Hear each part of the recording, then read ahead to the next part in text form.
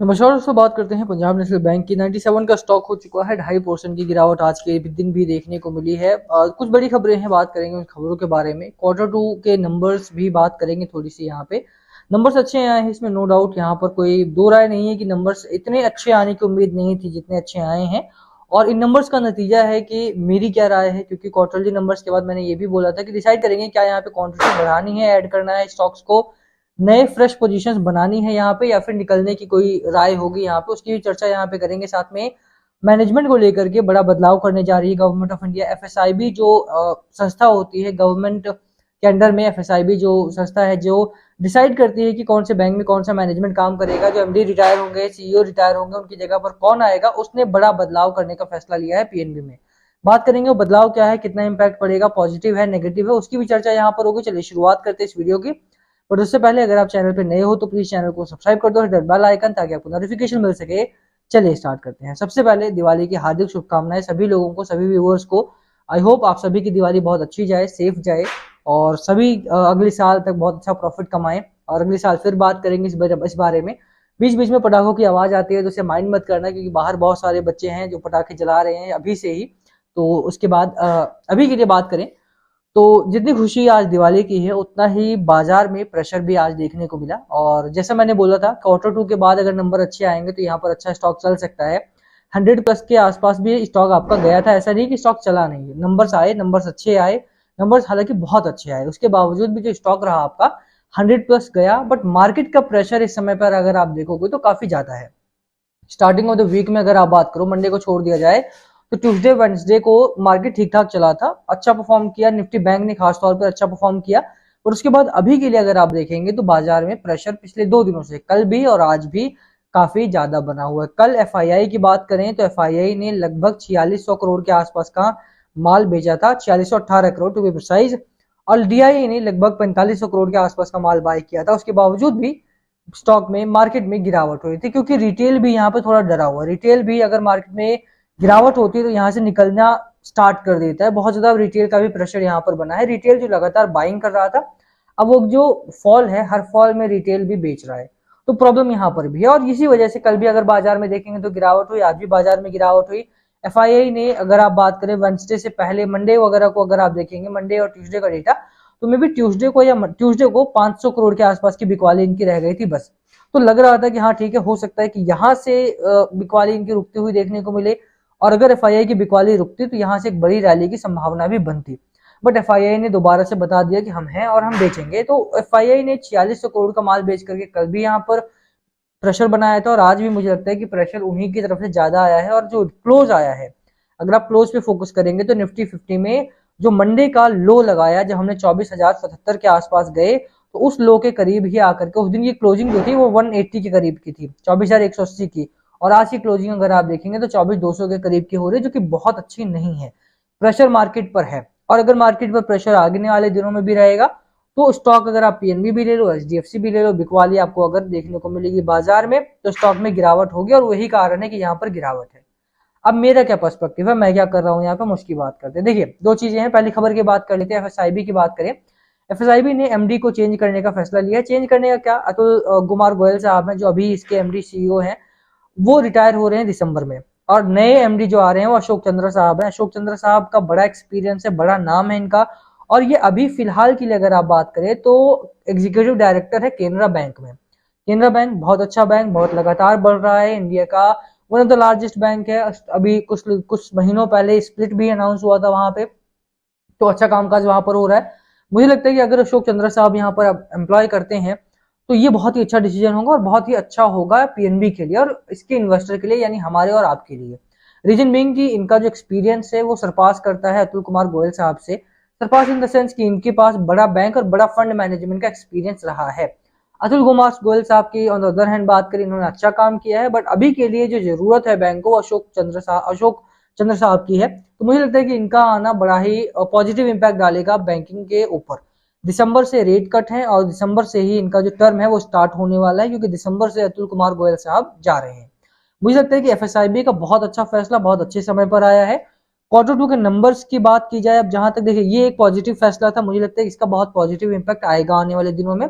तो मैं इसको एक पॉजिटिव नोट पर लेकर के चल रहा हूँ, और ये इस फैसले का मुझे वेट भी था। तो इस एक फैसला ये है। और दूसरी बात करें Q2 के नंबर्स की, तो क्वार्टरली नंबर्स भी अगर आप देखेंगे तो क्वार्टरली नंबर बहुत अच्छे आए हैं, मेरे अनुमान के हिसाब से ही लगभग बहुत अच्छे रहे हैं। जून के नंबर से अगर आप देखें 34,000 आए हैं, क्वार्टर ऑन क्वार्टर बहुत अच्छा जंप है यहाँ पे। ईयर ऑन ईयर अगर आप देखेंगे 29,000 करोड़ से बढ़ करके 34,000 करोड़ हो गया है, जो कि बहुत अच्छा जंप यहाँ पर भी है। क्वार्टरली नंबर अगर आप क्वार्टर ऑन क्वार्टर भी बात करें, ईयर ऑन ईयर भी बात करें, दोनों ही नंबर्स बहुत गजब के हैं।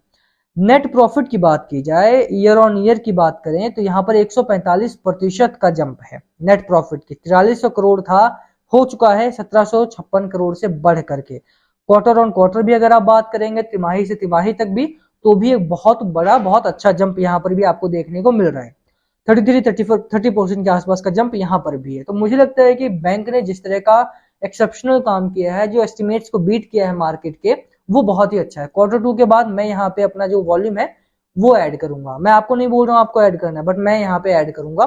भले ही 97 पर है, हो सकता है कल मोहरा ट्रेडिंग है, कल बहुत ही शॉर्ट टाइम के लिए खुलेगा बाजार 6 से 7 के लिए आपके लिए, तो उसमें हो सकता है मार्केट थोड़ा ऊपर जाए, बट दोबारा से मंडे को अगर गिरावट होती भी है तो भी मैं यहाँ पर धीरे धीरे करके वॉल्यूम ऐड करूंगा। जो रिटर्न्स आए हैं, जो नंबर्स आए हैं यहाँ पे, चाहे आप देखिए 2-3 नाम मैं आपको यहाँ पर ले रहा हूँ, सिर्फ पीएनबी की ही मैं बात नहीं कर रहा हूँ, मैं बैंक ऑफ बड़ौदा की भी बात कर रहा हूँ यहाँ पे, मैं केनरा बैंक की भी बात कर रहा हूँ यहाँ पे। इनके नंबर्स बहुत अच्छे आए हैं, पीएनबी साथ में लेकर के चलिए आप यहाँ पे, ठीक है। तो अगर मैं इन तीनों बैंक्स की बात करूँ तो मैं तीनों में ही वॉल्यूम ऐड करूंगा यहाँ पे। रीजन बीइंग कि मेरे पास तीनों है अलग अलग अकाउंट्स में, मैं बात करूं तो, और अगर तो मैं तीनों की ही वॉल्यूम यहाँ पर धीरे धीरे करके ऐड करूंगा, एक बार में नहीं। लेट्स से कि मैंने यहाँ पे कुछ वॉल्यूम ऐड कर रखा है, लेट्स से मेरे पास 100 शेयर्स पीएनबी के हैं, तो हर फॉल में मैं 5 वॉल्यूम ऐड करूंगा, 5-5 स्टॉक्स में ऐड करूंगा प्रोपोर्शनेट में, मैं वो बताना चाह रहा हूँ आपको। तो लेट्स से 1000 है तो आप 50-50 ऐड कर सकते हो, अगर आपके पास 10,000 है तो आप 500-500 ऐड कर सकते हो, या 50-50 ऐड कर सकते हो to average it out. Stock अच्छा है, कंपनी अच्छी है, फंडामेंटल्स की मैं बात करूं, मैं आपको नहीं कह रहा हूं ऐड करना है, ये आप ध्यान रखना। किसी भी खरीद से पहले, बेचने से पहले, ऐड करने से पहले अपने फाइनेंशियल एडवाइजर से जरूर जरूर बातचीत कर लेना। ये आपकी निजी डिसीजन होना चाहिए, मेरे से इन्फ्लुएंस होकर के मत करना। और हाँ, एक और चीज मेरे पास है, तो ये आपको लग सकता है थोड़ा बायसनेस, तो उसके हिसाब से ही देखना। अब दूसरी चीज बात करें, पी रेशियो अगर आप देखो, बुक वैल्यू अगर आप देखो, तो प्राइस टू बुक वैल्यू 1.1 का है। पी की बात करें 7.8 का है। तो अभी के लिए अगर आप इंडस्ट्री में भी देखोगे ना, तो इंडस्ट्री पी भी हाईयर है इसका, और price to book value less than 1 है वैसे ही, बट यहाँ पर 1.1 दिखा रहा है, लेस देन 1 के आसपास ये है। लो इन इंडस्ट्री 0.1 के आसपास आ रहा है पीजी टीटीएम। मुझे लगता है कि यहाँ पे इस रेंज में ये जो 3 बैंक मैंने नाम लिए हैं, तीनों बैंक मुझे पसंद है, तीनों बैंक में मैं वॉल्यूम ऐड कर रहा हूँ यहाँ पे। क्योंकि अगर आपके पास थोड़ा पैसा है, अगर आपका सिंगल अकाउंट है, आप सिर्फ यही बाय करना चाहते हो यही कर सकते हो, बैंक ऑफ बड़ौदा बाय करना चाहते हो वो कर सकते हो, केनरा बैंक वो कर सकते हो, नहीं बाय करना चाहते हो नहीं कर सकते हो। बट हाँ, वॉल्यूम आपको अच्छा रखना पड़ेगा, ऐसा नहीं है कि 10-10 शेयर आपने तीनों बैंक के ले लिए, तो वो देखना पड़ेगा आपको। मेरी नजर में तीनों ही स्टॉक्स अच्छे हैं, और तीनों में से किसी भी स्टॉक में आपको पसंद आता है तो वहां पर आप खरीदारी कर सकते हो, बाकी आपकी राय है। देखिए यहाँ पर पीएनबी मुझे क्यों पसंद आ रहा है, जिससे मैंने 3 चीजें आपको बताई। पहला, क्वार्टरली टू नंबर्स अच्छे आए हैं। दूसरा, मैनेजमेंट में जो बदलाव हो रहा है वो बहुत अच्छा है। तीसरा, अगर आप प्राइस टू बुक वैल्यू देखो या फिर पी रेशियो देखोगे यहाँ पे, तो वो बहुत ही रीजनेबल है, यानी कि अंडर वैल्यूड स्टॉक है आपका। अब बात करें यहाँ पे एफआईआई के शेयर होल्डिंग पैटर्न की। एफआईआई में शेयर होल्डिंग बढ़ाया, म्यूचुअल फंड में शेयर होल्डिंग बढ़ाया। एक सीधी बात आपको समझ में आना चाहिए कि यहाँ पर अगर आप मार्केट को देखोगे, तो मार्केट जब गिरावट भी हो रही है, जब आज का दिन तो छोड़ दो आप, लेकिन कल और परसों और इस वीक को पूरा देखोगे, तो जितना फॉल निफ्टी 50 में आ रहा है, उतना फॉल निफ्टी बैंक में नहीं आ रहा है। Banking sector are seriously the leader of this market, ठीक है, और वो banking sector will lead the economy इस पॉइंट ऑफ टाइम पर। तो अगर आप बात करो, तो मुझे लगता है कि आने वाले तिमाही, छमाही या 9 महीने के लिए बैंकिंग सेक्टर फोकस में रहने वाले हैं। चाहे आप प्राइवेट बैंक की तरफ ध्यान रखो, चाहे आप पब्लिक बैंक की तरफ ध्यान रखो, मुझे लगता है कि यहाँ पर बैंकिंग सेक्टर में अच्छा मुनाफा आपको मिल सकता है। बाकी आपकी क्या राय है वो आप कमेंट करना। बात करें चार्ट की, देखिए चार्ट बहुत खराब है, मार्केट की सिचुएशन खराब है तो चार्ट खराब होगा, इसीलिए मैंने बोला कि ऐड करने वाला मार्केट है। बट एक चीज आपको देखना पड़ेगा कि जो डेली चार्ट है आपका, ये वीकली पैटर्न है, वीकली चार्ट पैटर्न है आपका। वीकली में भी अगर आप आरएसआई देखोगे तो ओवरसोल्ड ट्रेजेक्टरी में है।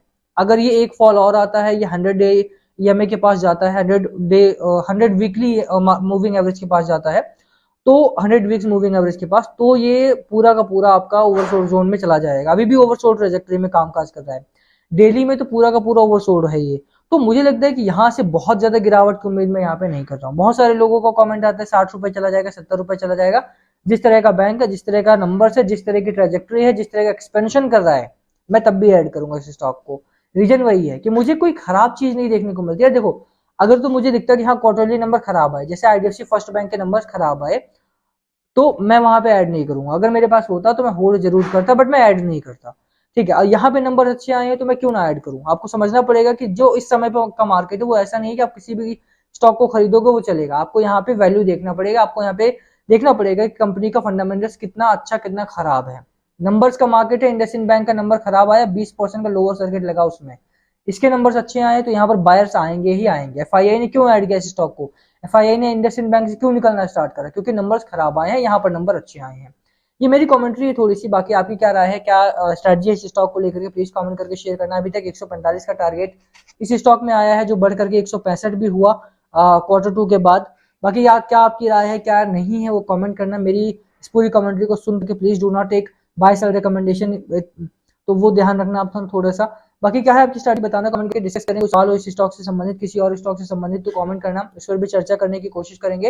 वीडियो को पसंद आई हो तो लाइक करना, चैनल पे नए हो तो सब्सक्राइब किए बिना मत जाना। Thank you for watching, next please comment अगर पूछना हो तो। Thank you again.